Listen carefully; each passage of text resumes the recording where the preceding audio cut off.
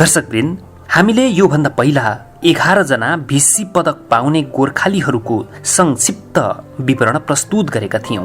तर त्यो सामग्री बनाउँदा हामीले भिसी लालबहादुर थापाको विवरण फेला पार्न सकेका थिएनौं। त्यसैले उनको विवरण त्यो भिडियोमा समावेश गरेका थिएनौं। अर्का भिसी गन्जु लामालाई पनि हामीले उक्त भिडियोमा समावेश गरेका थिएनौं।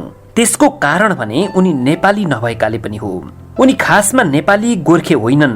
उनको जन्म सिक्किममै भएको हो। उनी सिक्किमबाटै भर्ती भएका हुन् र अवकाशपछि पनि उनी सिक्किममा नै बसोबास गरेका थिए। उनी गोर्खे हुनुको कारण चाहिँ उनी भर्ती हुँदा गोर्खा बटालियनबाट भर्ती भएकाले उनी पनि गोर्खेको पंक्तिमा परेका हुन्। उनको खास नाम गन्जु लामा होइन। उनको खास नाम चाहिँ ग्याम्सो साङदेर्पा हो। उनले गोर्खाली पल्टनबाट भर्ती हुँदा मात्रै आफ्नो नाम गन्जु लामा बनाएका थिए।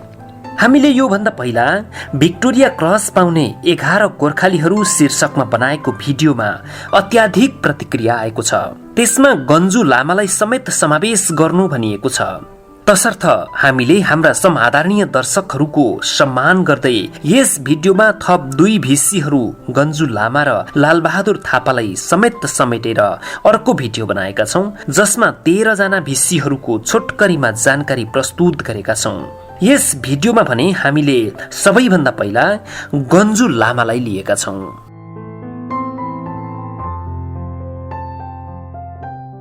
दर्शकवृन्द, गन्जु लामा सन् 1924 जुलाई 22 अर्थात् विक्रम सम्वतमा भन्ने हो भने 1981 साउन 8 गते मंगलबार जन्मिएका हुन्।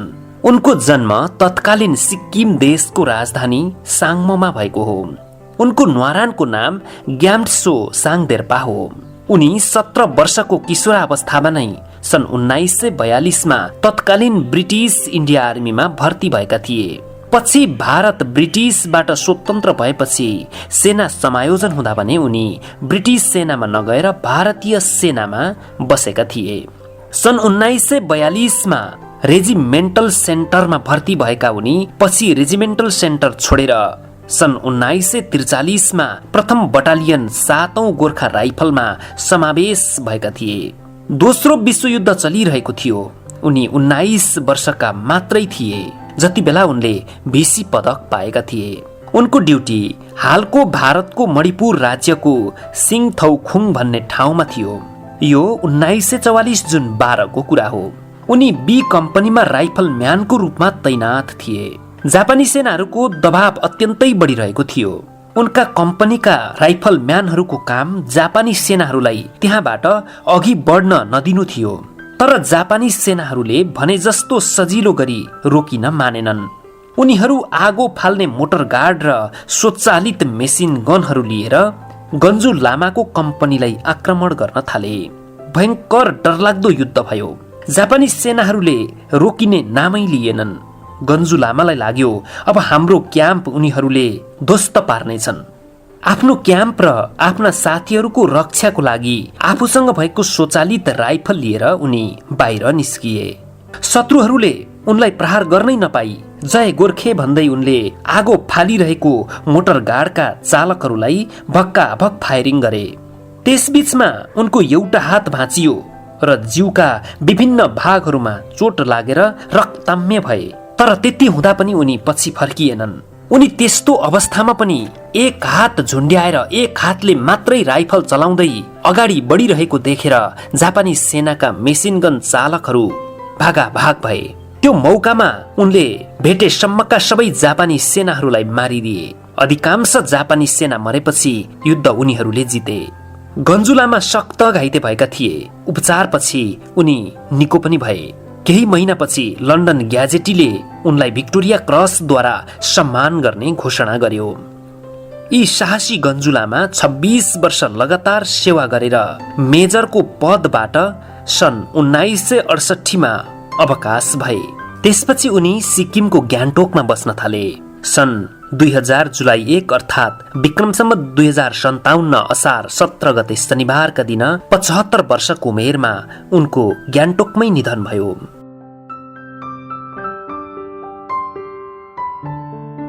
लालबहादुर थापा लालबहादुर थापा मगर सन् 1906 फेब्रुअरी अर्थात् विक्रम सम्वत 1962 फागुनमा बागलुङ जिल्लाको अर्जेवा भन्ने ठाउँमा जन्मिएका हुन्। उनी प्रथम बटालियनको दोस्रो गोर्खा राइफल युनिटमा भर्ती भएका हुन्। उनी प्रथम विश्वयुद्धपछि ब्रिटिस इन्डिया आर्मीमा भर्ती भएका थिए। सन् 1943 अप्रिल 5 र 6 को कुरा हो। उनी 37 वर्षका थिए। त्यतिबेला उनी सुबेदार भइसकेका थिए। उनको ड्युटी उत्तर अफ्रिकाको रास ए जोई ट्युनिसियामा थियो। सुबेदार पद सम्हालिरहेका उनले 2वटा सेक्सनको नेतृत्व गरिरहेका थिए। उनीहरू दैनिक गस्ती गरिरहन्थे। उनको नेतृत्वमा 2 सेक्सनबाट निस्किएको गस्तीलाई शत्रु पक्षले एउटा साँघुरो गल्लीमा छेकेर आक्रमण गरे। तर चलाक सुबेदार लालबहादुर थापाले शत्रुहरूलाई प्रहार गर्ने मौका नै दिएनन्। सुबेदार लालबहादुर थापाको टोलीमा रहेका सैनिकहरूले भक्काभक्की खुकुरी निकालेर शत्रु दलमाथि प्रहार गर्न थाले। खुकुरीले छप्काउन थाले, सङ्गिनले घोचेर मार्न थाले। तर त्यतिमा मात्रै युद्ध समापन भएन। उनीहरूको गस्ती शत्रुको पोस्टसम्म पुग्यो। त्यसपछि त लगातार दोहोरो भिडन्त भयो। शत्रु पक्षबाट लगातार मेसिनगन चलिरहेका थिए। उनी अत्यन्तै आक्रोशित भए।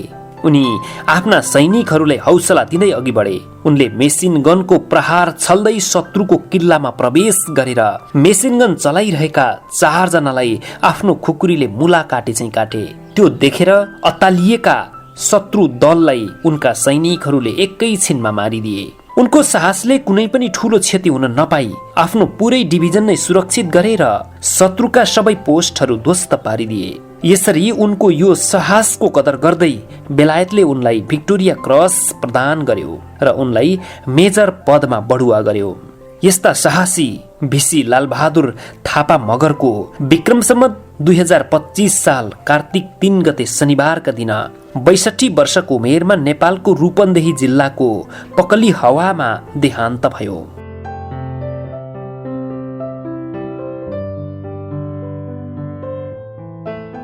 कुलबीर थापा। कुलबीर थापाको जन्म सन् 1888 डिसेम्बर 15 मा हालको गण्डकी प्रदेश बागलुङ जिल्लाको निगालपानी भन्ने ठाउँमा भएको हो। उनी तेस्रो शाही गोर्खा राइफल युनिटमा समावेश भएर ब्रिटिस सेनामा थिए। प्रथम विश्वयुद्धमा उनी कुशलतापूर्वक लडेका थिए। सन् 1915 मा फ्रान्सको लु भन्ने ठाउँमा भएको युद्धमा उनले देखाएको बहादुरीका लागि उनलाई भिक्टोरिया क्रस सम्मान तथा पुरस्कार प्रदान गरिएको थियो। प्रथम विश्वयुद्धको शतवार्षिकीमा उनको सम्मान स्वरूप बेलायतले उनको तस्बिर अंकित हुलाक टिकट समेत प्रकाशित गरेको छ। उनको सम्मानमा ग्रेटर रसमुर नेप्लिज कम्युनिटीले 1,25,000 पाउन्ड लागतमा बेलायतको अल्डरसट हाई स्ट्रिटको प्रिन्सेस गार्डनमा उनको शालिग बनाएको छ।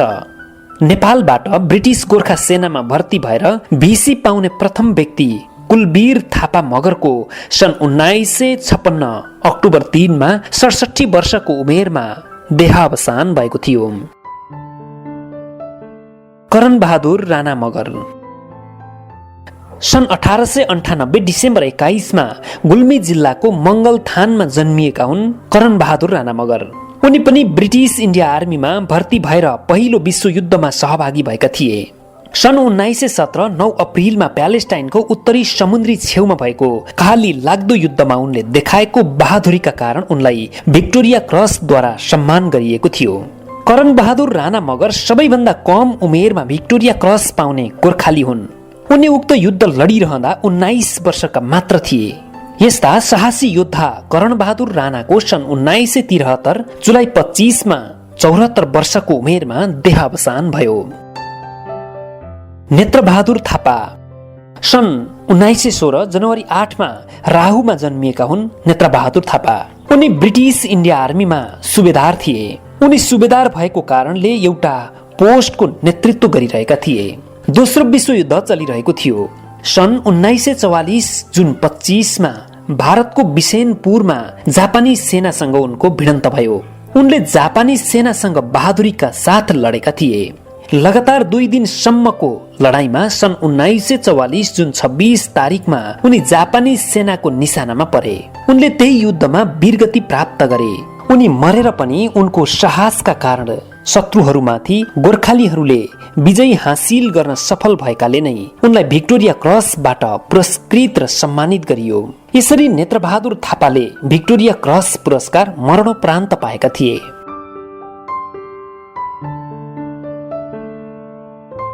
लक्ष्मण गुरुङ।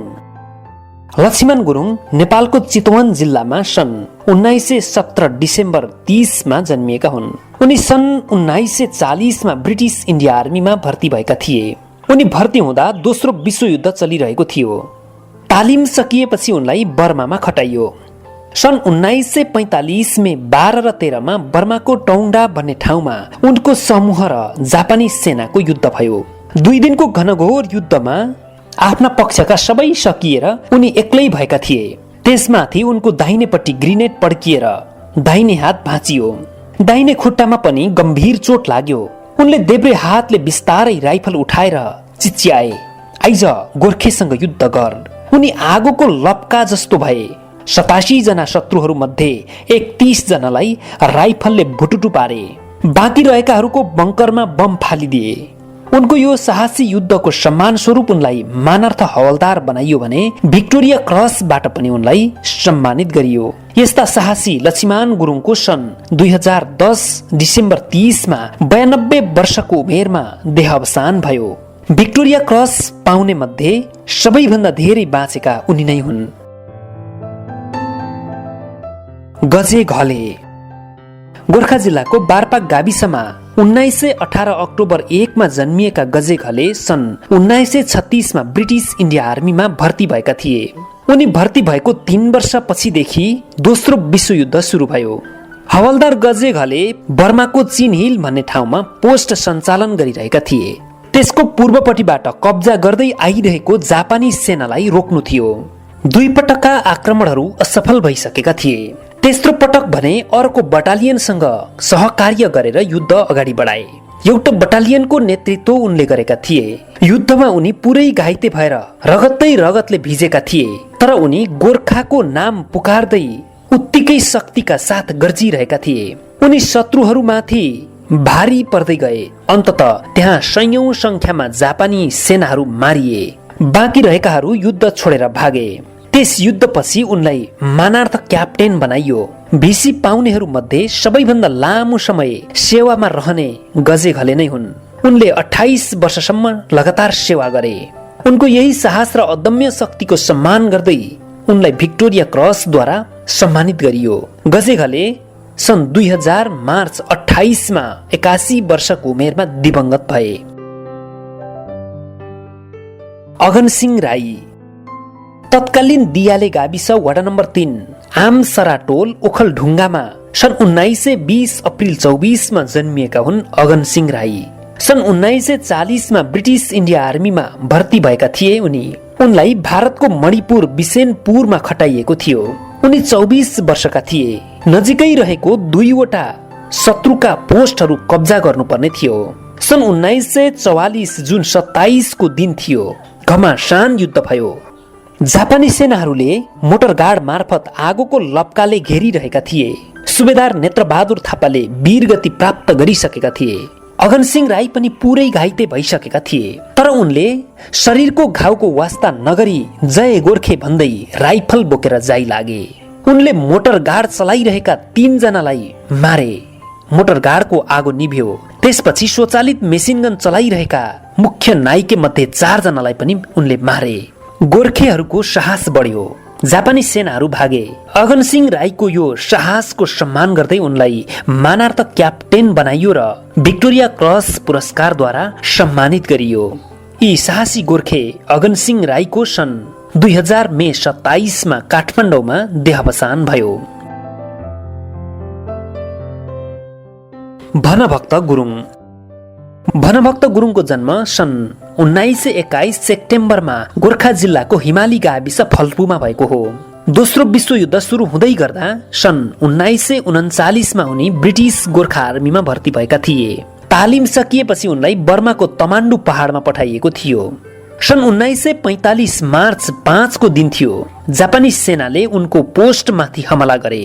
जापानी सेनाहरू आगोको ज्वाला फाल्ने मोटर गार्ड र मेसिन गनहरूले आफ्नो पोस्टमाथि भारी परिरहेका थिए।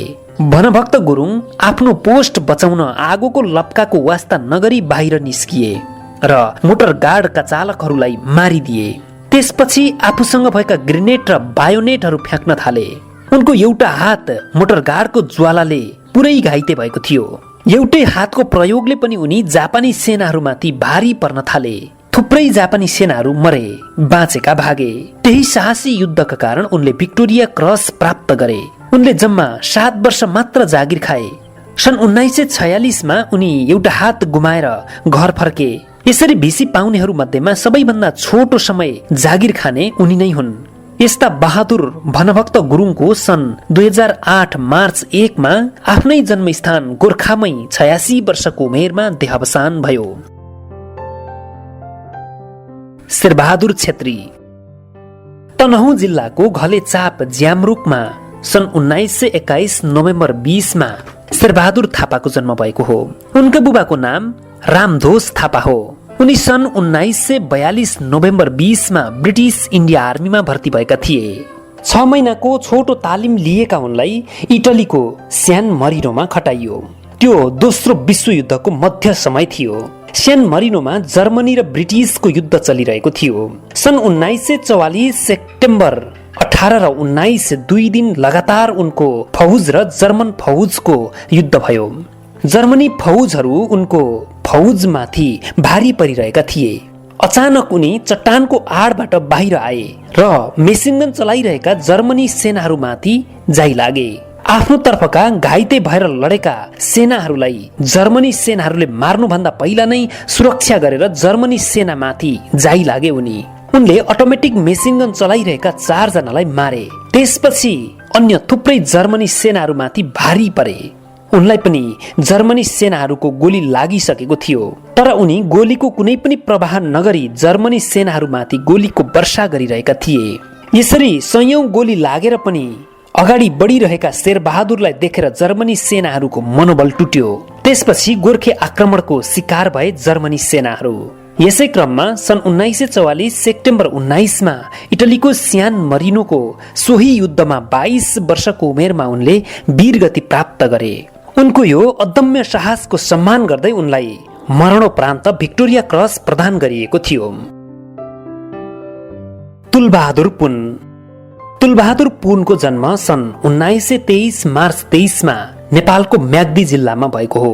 उनी सन् 1939 मा ब्रिटिस इन्डिया आर्मीमा भर्ती भएका थिए। उनी जति बेला युद्धमा भाग लिन पुगे त्यति बेला उनी मात्र 21 वर्षका थिए। उनलाई बर्माको मोगाउँमा खटाइएको थियो। त्यहाँ जापानी सेनाहरूको ठूलो सेल्टर थियो।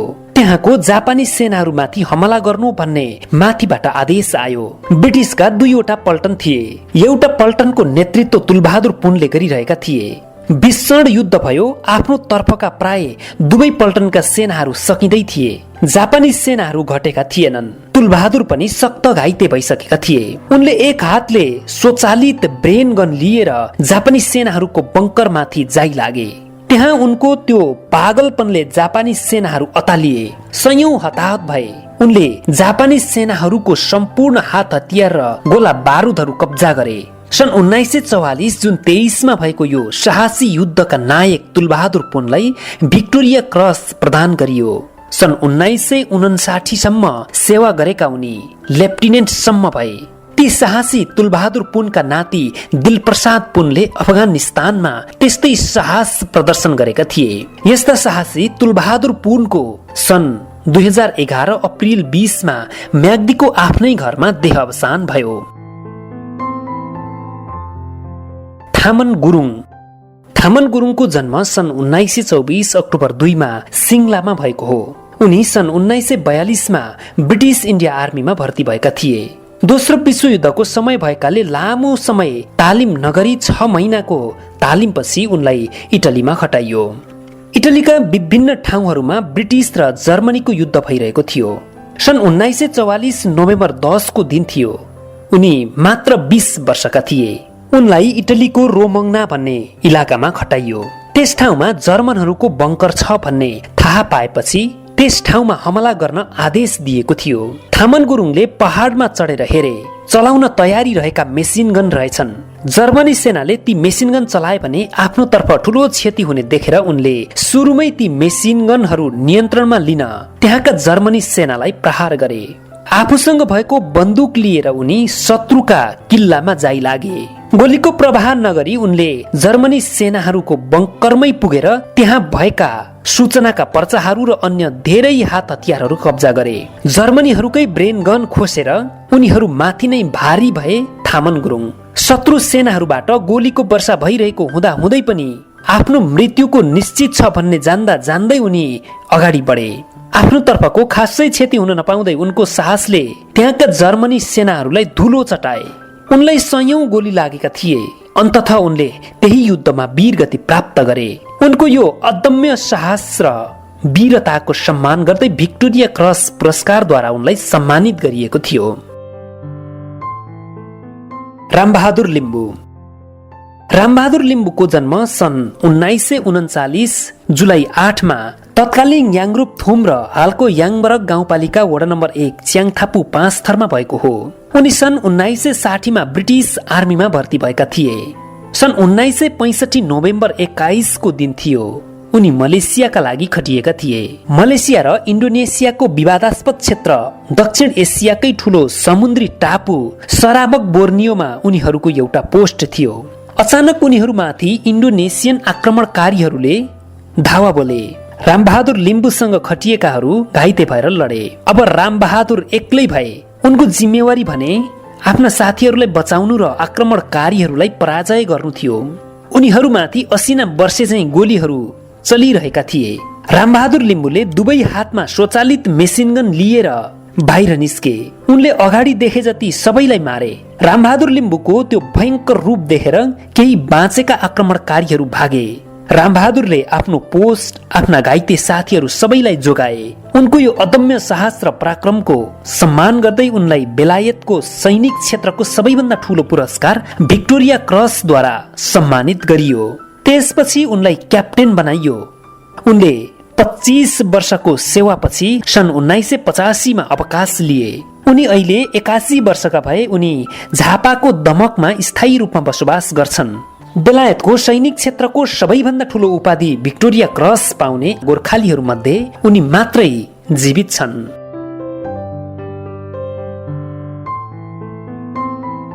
दर्शकवृन्द, हामीले अघिल्लो भिडियोमा छुटाएका दुईजना भिसीहरू गन्जु लामा र लालबहादुर थापालाई यो भिडियोमा समावेश गरेर प्रस्तुत गरेका छौं। अब भने हामीले यस भिडियोमा 13 जना गोर्खाली भिसीहरूको छोटकरीमा संक्षिप्त रूपमा विवरण प्रस्तुत गरेका छौं। हामीले यसरी मसिनो गरी विश्लेषण गर्दाखेरि भिसी पाउने गोर्खेहरूमा 5 जना मगर जातिका रहेछन्, 4 जना गुरुङ जातिका रहेछन्, 1 जना छेत्री, 1 जना लिम्बू, 1 जना राई र 1 जना लामा रहेछन्। यसरी 13 जना गोर्खेहरूले बेलायतको सैनिक क्षेत्रको सबैभन्दा ठूलो पदक भिसी पदक पाएका छन्। दर्शकवृन्द, हामीले यस भिडियोमा 13 जना भिसी पदक पाउने नेपाली गोर्खालीहरूको बारेमा संक्षिप्त रूपमा विवरण प्रस्तुत गर्यौं। यदि हामीले यस भिडियोमा प्रस्तुत गरेका 13 जना भिसीहरूको विवरणमा कुनै पनि तलमाथि अर्थात् कुनै पनि यस्तो हुनुपर्थ्यो, यस्तो भएछ भन्ने तपाईहरुलाई लाग्छ भने तल कमेन्ट बक्समा लेखेर त्यसको संक्षिप्त रूपमा जानकारी गराइदिनु हुन समेत विनम्र अनुरोध गर्दछौं। दर्शकवृन्द, यो भिडियोलाई अन्तिमसम्म हेरिदिनु भएकोमा तपाईहरुलाई धेरै धेरै धन्यवाद। हवस् त, नमस्कार।